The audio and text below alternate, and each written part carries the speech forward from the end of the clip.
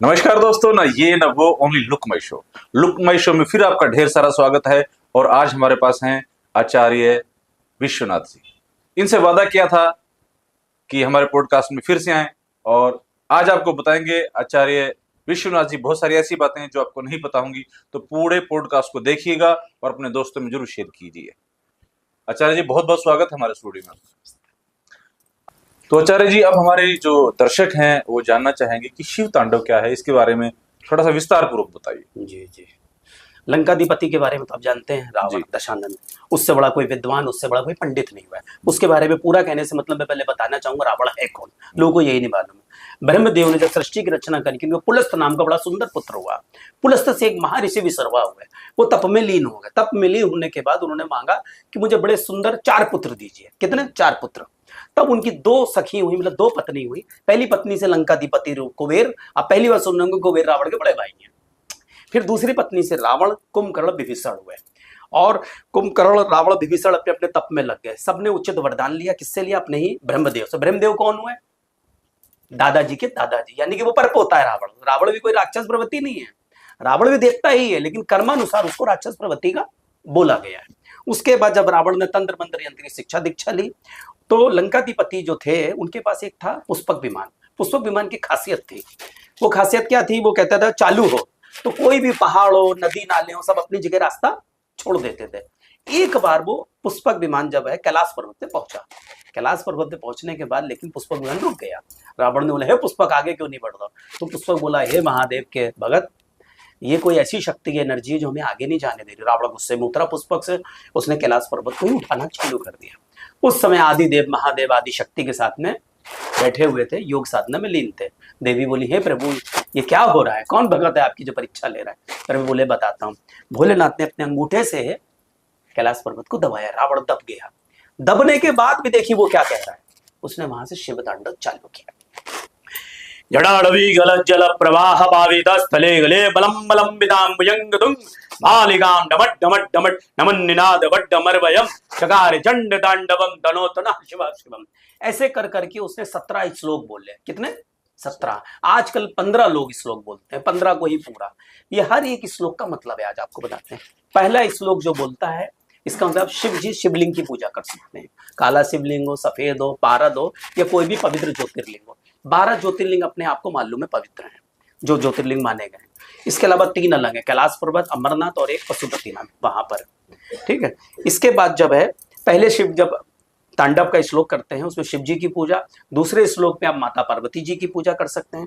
तीसरे में गणेश जी, चौथे में आप कार्तिकेय को, 5वें में अशोक सुंदरी, 6ठे में नंदी को, 7वें में भृंगी को, 8वें में श्रृंगी को, 9वें में आप जो है इनका एक भक्त था राजा दिवोदास, उसको एक था इनका था, उसका नाम था कीर्ति मुख करके। ये एक राक्षस हुआ, तो उसके बारे में बीच में 1 मिनट के लिए बताता हूँ। एक राक्षस पूर्व काल में हवा में उड़ता आया कैलाश पर्वत के ऊपर। माता पार्वती को देखकर उसके अंदर प्रेम की भावना हुई कीर्ति मुख के। तो उसने कहा, मैं तुमसे विवाह करूंगा। तो माता पार्वती बोली, ठीक है, मैं तैयार हूं, तो आओ मेरे पति से तो मिलो। शिव जी हंसने लगे। शिव को देखते उसके अंदर भक्ति जागृत हो गई कीर्ति मुख की। तो उसने, प्रभु मैं क्या करूं, मुझे भूख भी लगी। उन्होंने, खा जाओ अपने को। तो कीर्ति मुख ने पूरा अपना अंग, हाथ पैर पूरा धड़ खा लिया। उसका क्या बचा? मुख। तब शिव जी ने वरदान दिया, आज से मेरा जो भी मंदिर होगा, ज्योतिर्लिंग होगा, जहां मुंडमाला के रूप में तुम बैठोगे, वहीं पर ही मेरे दर्शन पूर्ण माने जाएंगे। तो उनका नंदी तो ऑलरेडी बैठा है पहले से ही। उन्होंने कहा, नंदी से मतलब नहीं है, नंदी तो बैठा ही रहेगा हमेशा, मेरा सबसे प्रमुख भगत है, लेकिन आज से तुम भी मेरे भक्त हो गए। जहां भी नंदी के साथ साथ तुम्हारी प्रतिमा लगेगी मुख वाली, वो कीर्ति मुख कहलाएगा। तब मैं उसका पूरा उचित वरदान दूंगा। इस तरह से कीर्ति मुख का नाम लेना पड़ेगा।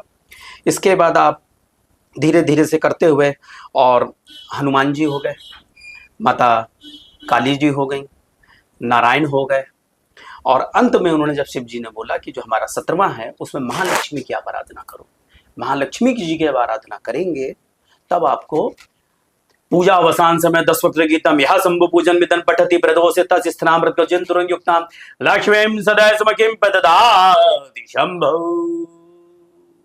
इसको करने से महालक्ष्मी की प्राप्ति होगी मेरे साथ साथ। तब उन्होंने लंकाधिपति रावण को पूरे वरदान दिए। शिव तांडव से बड़ा कोई भी बड़ा मंत्र नहीं है। इसके बारे में मैं आपको एक बार और बताता हूँ। आपने सुना होगा विष्णु जी का दशा बता रहे हैं, कहीं कहीं पे 24 अवतारों को उल्लेख है इसके अंदर ही। ये शिव तांडव से ही जुड़ा हुआ है, मैं आपको बताता हूँ। 12 अवतार में पृथ्वी को ले जाकर एक राक्षस हिरण्यास था, उसने गर्भ में जाके डाल दिया था। कहते हैं समुद्र के अंदर कहीं ब्रह्मांड में, तो समुद्र था उस टाइम पे, वहां पे वो निकाल तो लाए, पृथ्वी तो आगे, लेकिन सारे वेद आदि मंत्र कहाँ रह गए? समुद्र के अंदर ही। तब शिव जी के कथानुसार रावण गया, उसने गायन किया। रावण बहुत बड़ा म्यूजिशियन भी था, संगीतकार भी था। तांडव बोल बोल के उसने सारे ग्रंथों को, वेद आदि पुराणों को निकाला। इसलिए रावण से बड़ा और शिव तांडव से बड़ा कोई मंत्र है ही नहीं, ना कोई तंत्र कह सकते ना यंत्र कह। इसको खाली आप उच्चारण मात्र से ही आपके यहाँ जितनी नेगेटिव एनर्जी है सब दूर हो जाएगी। शिव तांडव से बड़ा कोई नहीं। रावण भी भगत है, वो भी देवता ही तुल्य है। ब्रह्मा जी का पोता है का बेटा कौन हुआ? देवता ही तुल्य हुआ ना वो, इसलिए। लेकिन ज्ञान की थोड़ा लोगों में कमी है, तो उस वजह से मुझे लगता है कि हाँ, चीजों को किसी और रूप में पेश उच्चारण नहीं मालूम है ना। मैं आपको एक बीच का बताता हूँ आपको शिव तांडव का। जयत दब्र बिब्र बब्र भुजंग मस्वसा मृगमत कैम स्फुरद्र कराल भाले हब्बबाट निमिंद मिंद मिंदड़म मृदंग दुंग मंगलम मणिकम प्रवर्तिता प्रचंड तांडव शिवा। यही उच्चारण करने में लोग गलत कर देते हैं। गाना गा रहे हैं ऐसे थोड़ी छंद उच्च स्वर है ये। फिर इसके बाद एक चीज और बोली जाती है जो रावण बोला करता था, बाबा जय जयकार जय जयकार जय जयकार। और ये मुद्रा ऐसे होनी चाहिए, देखिए आप मेरी तरफ ध्यान से, ये देखिए ये अंगूठा जो है ये शिव जी इस मुद्रा में बैठा करते थे। जब आप इस मुद्रा को करेंगे, बिना करे आप सब कुछ ऐसे कर सकते हैं, ऐसे कर सकते हैं, ऊपर नीचे भी आ सकते हैं, प्रणाम भी कर सकते हैं। मुद्रा सबसे बड़ी मुद्रा है, ये रावण की मुद्रा है, तो शिव जी से उन्होंने उड्डीस तंत्र के द्वारा सीखी। बहुत अच्छा लगा आपने शिव तांडव, मुझे ही कुछ चीजों का पता नहीं था, आज आपने बताई। बड़ी आप बोले तो मैं 17 श्लोक पूरे बोल सकता हूँ। आप चाहें चैनल के माध्यम, बहुत ही अच्छा है, मैं चाहूंगा कि आप बोले तो मैं बताता हूँ। हाँ बताइए बताइए ना। इसकी शुरुआत में कैसे लंकाधिपति रावण ने बोला है, रावण नमस्कृते भक्त नामा भयंकरम रावण से कृते कुरुवे भाव नृत्य सुखाभ्याम जडाडवी गलत जल प्रवाह भावित स्थले गले बलम बलम विदाम भुजंग दुंग मालिकाम नमड नमड नमड नमन निनाद वड्ड मरवयम चकार चंड तांडवम तनो तनः शिवा शिवम जटा कटा हसम ब्रह्म ब्रह्मन निलिम्पे निरिजरी मिलोल विच्च वल्लरी विराजमान मुरुदनी धगत धगत धगत जलल ललाटे पट्ट पावके किशोर चंद्रशेखरे रति प्रतिक्षणम मम धरिन्नंदनी विलास बंधु बंधुरा स्मृत दिगंत संतति प्रमोद मान मानसे कृपा कटाक्ष धोड़री निरुद्ध दुर्धरापति क्वचित दिगंबरे मनो विनोद मेतु वस्तुनि जड़ा भुजंग पिंगल स्फृत फणाम मणिप्रभा कदम्ब कुंकुम मद्रवा फलित दिग बधूमुखे मदांत सिंधु रस फुरत गुत्तरीय मेदुरे मनो विनोद मद्भुतम विवर्ध भूत भर्तरी सहसलोचना प्रवत्त शेष लेख शेखरा प्रसन्न धूलि धोड़री विदुसरांग्र पीठ भू भुजंग राज मालिया निबद्ध जाट जूट का श्रेय चिराय तम चकोर बंधु शेखरा ललाट जद वरज्जुला धनंजय स्फुलिंग भा निपीत पंच सायकम नमन लिंपनायकम सुधामयूख लेखिया विराजमान शेखरम महाकपाली संपदे स्रो जटाल मस्तुनः कराले भाले पट्टिका धगत धगत धगज्जुला धनंजयाहूति कट प्रचंड पंच सायके धराधरिन नंदनी कुचाग्र चित्र पत्र के प्रकल्पनायक शिल्पनी त्रिलोचने रतिर्ममा नवीन वेग मंडली निरुद्ध दुर्धरा स्फुरत कुहन शीतनीतमा प्रबंध बद्ध कंदरा निलिम्प निर्झरी धरस तनोत कृत्य सिंधुरा कला निधान बंधुरा श्रेयम जगत दुरंदरा प्रफुल्ल नील पंकजा प्रपंच काली मप्रभा बलम विकंठ कंदली रुचि प्रबद्ध कंदरम सुरक्षिदम पुरच्छिदम भवच्छिदम मखच्छिदम करच्छिदांत कच्छिदम दमंत कच्छिदम भजे अखार विशार मंगला कला कदम विमंजरी रस प्रवाह माधरी ब्रजम मधुविदम श्रांतकम पुरांतकम भवांतकम मखांतकम गजांतकांतकांतकम तमंतकांतकम भजे जयत तब ब्रवि प्रभव ब्रह्मद भुजंग मस्वसा विनिर्गमत कैम सूरत कराल भाले हब्बुबाट दिमिन दिमिन दिमिन धुरम मृदंग दुंग मंगलम ध्वनिक्रम प्रवर्तिता प्रचंड तांडव शिव दशद्य चित्र तल्पयोर भुजंग मोक्ति कस्त्र जो गरिष्ठ रत्न लोष्ठियो श्रद्ध पक्ष पक्षयो आल बिंद चक्षुषो पजाम हेम महेंद्रियो सम प्रवर्तिकः कदा सदा शिवम भजाम्यहम कदा निलिम्प निर्झरी निकुंज कोटरे वसन विमुक्त दुर्मतः सदा स्रस्त मंजलिम बहन विमुक्त लोल लोचनो ललाम भाल लगने का वेदि मंत्रमुच्चरन् सदा सुखी भवाम्यहम निलिम्पनाथ नागरी कदम्ब मौलि मल्लिका निघुम निर्भरच्छरण मधुष्णका मनोहरा तनो तनो मनोबुदन विनोदनी महर्दिशम पराश्रया परम पदं दंग जात्वी सांचिया प्रचंड वाडवाणला प्रभशुभा प्रचाणरी महत सिद्धि कामिनी जना बहुत जल्पना विमुक्त बाम लोचना विवाह का लिक्वध्वनि शिवेति मंत्र भूषणा जगत ज्याय जायता मम नित्यमेव मुक्त मुक्त मोत्तवम स्वम पठन स्वम ब्रुवन्नर शुद्धिमेति संततम हरे गुरंश भक्ति माशयाति नन्यता गतिम विमोहनम हिदेहिनाम शिशंकरस्य चिंतनम।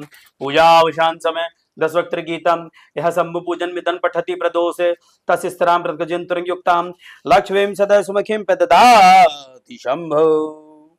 हरे रावण कदम शिव तांडव स्तोत्रम संपूर्णम मावागी कार जय जयकार जय जयकार जय जयकार। ये शिव तांडव। वाह, बहुत खूबसूरत आपने बताया इसको और बहुत ही कमाल की आपने आज प्रस्तुति दी है शिव तांडव की। बहुत अच्छा लगा और हमारे दर्शकों को भी बहुत अच्छा लगा होगा, आपने ये चीजें बताई हैं। और ये जो आपने आप भी पढ़ा शिव तांडव, क्या ये बिना गुरु के संभव है? नहीं, गुरु का होना अनिवार्य है। गुरु के बिना तो आप कोई भी विद्या करें, चाहे वो आप अघोरी की करें, चाहे साधक की करें, चाहे वो एक पुरोहित की ही क्यों ना करें, उसके बिना अधूरी है। क्योंकि कुछ लोग YouTube से देख देख के या सुन सुन करके पढ़ देते हैं इसको, तो मुझे लगता है कि वो सही नहीं। यूट्यूब में जो बताते हैं 90% तो गलत होता है। जितने अघोरी बैठे हैं बने हुए अघोरी हैं, फर्जी माला लगाए हुए हैं, फर्जी चीजें हैं, दाढ़ी बढ़ाई हुई है। एक तो कहता है भाई मेरे बगल में प्रेत चलते हैं, अघोरी चलते हैं, तांत्रिक चलते हैं, मेरे बगल में बैठा लिए, मैं बताऊं कौन बगल में चलता है? कोई नहीं, ये सब होते ही नहीं। वो कहते हैं प्रेत आत्मा, आत्मा तो जैसे ही गीता में श्री कृष्ण भगवान ने बोला है, जैसे ही व्यक्ति की मृत्यु होती है आत्मा जीव आत्मा में बन के दूसरे शरीर में ट्रांसफर हो जाती है, एक तरह का वो चली जाती है। तो वो योनि होती है, जैसे डायन योनि है, प्रेत योनि, भूत योनि है, ब्रह्म राक्षस योनि, जिन्नात योनि है, ये सब योनियां हैं। वो योनियों में प्रभु ने उनको दंड दिया ना उसी प्रकार से, और दंड के साथ साथ वो कार्य भी कर रहे हैं। लोगों को समझ में नहीं आ रहा, उसने दंड दिया, तुमने भी तो गलत किया। आज आपने कोई गलत संबंध किसी से बनाए हो तो उसका भी दंड मिलेगा, इस योनि में लिखा हुआ है। कोई भी, आपने किसी की जमीन हत्याई, किसी का मर्डर किया, वो सबका आपको दंड मिलना है। भगवान किसी ना किसी के मार्फत से ये। और देखिए प्रभु की लीला देखिए कितनी अपरंपार। इस ब्रह्मांड में उन्होंने कोई भी रक्षक नहीं रखा है, कोई सिक्योरिटी गार्ड नहीं, फिर भी मरने के बाद कोई यहाँ से कुछ ले जा सकता है? नहीं ले जा सकता। ये प्रभु की लीला, यही से समझिए कितनी बड़ी अपरंपार है। हम लोग घरों में बंगले लेते हैं, घर लेते हैं, सिक्योरिटी गार्ड रखते हैं, कोई आना जाए, सीसी कैमरा दिखाओ, उसने कुछ नहीं रखा है, ले जाके दिखाओ बेटा तुम। कर्म प्रधान है, अच्छे कर्म करिए, अच्छी दृष्टि रखिए, ईमानदारी से कार्य करिए। देखिए प्रभु लीला और प्रभु में भक्ति रहे। आप तो खाली आदमी पैसे के पीछे पड़ा हुआ है, नहीं, आप भक्ति को अलग दीजिए, पैसे को अलग दीजिए, परिवार को अलग टाइम दीजिए, सबका भक्ति भाव भी करिए। 2 बहुत बड़े मंत्र मैं आपको बता रहा हूँ, जो मंत्र भी नहीं है, एक तरह के कार्य हैं। नंगे को आपने कपड़े पहना दिए और भूखे को खाना खिला दिया, बस शिव साधना आपको हो गई। शिव जी उस बंदे से बड़े प्रसन्न होते हैं, आदिदेव। उन्होंने बोला हे आदिशक्ति, मैं उस व्यक्ति से प्रसन्न रहता हूँ, उस स्त्री से प्रसन्न रहता हूँ तो सबसे बड़ी रोटी है, गाय को खिला दे, कौवे को खिला दे, कुत्ते को खिला दे, किसी गरीब व्यक्ति को दे दे, कपड़े नंगे को कपड़े दे दे, मैं सब कुछ अपना देने को तैयार हूँ। बस भाव देखते हैं, भाव देखते हैं ईश्वर। क्या बात है। तो आपका बहुत बहुत शुक्रिया इस पॉडकास्ट में आने के लिए, और उम्मीद करते हैं जल्दी आपके साथ फिर पॉडकास्ट किया जाएगा। कुछ चीजें छूट गई होंगी, हमारी ऑडियंस की तरफ से कोई सवाल आएंगे, फिर आपको बुलाया जाएगा। जय श्री महाकाल, जय कामाख्या। आपका भी बहुत बहुत धन्यवाद बलदेव जी, लुक माई शो के माध्यम से, ना ये ना वो, ओनली लुक माई शो। तो आचार्य जी, जैसे हम हर गेस्ट को कहते हैं कि हमारे पॉडकास्ट में आए हैं, तो एक हमारी परंपरा है, तो इसमें हमारी टैगलाइन है ना ये ना वो, ओनली लुक माई शो। इसे आचार्य विश्वनाथ जी कहेंगे तो कैसे कहेंगे? ना ये ना वो, ओनली लुक माई शो। बहुत बहुत शुक्रिया, बहुत बहुत शुक्रिया।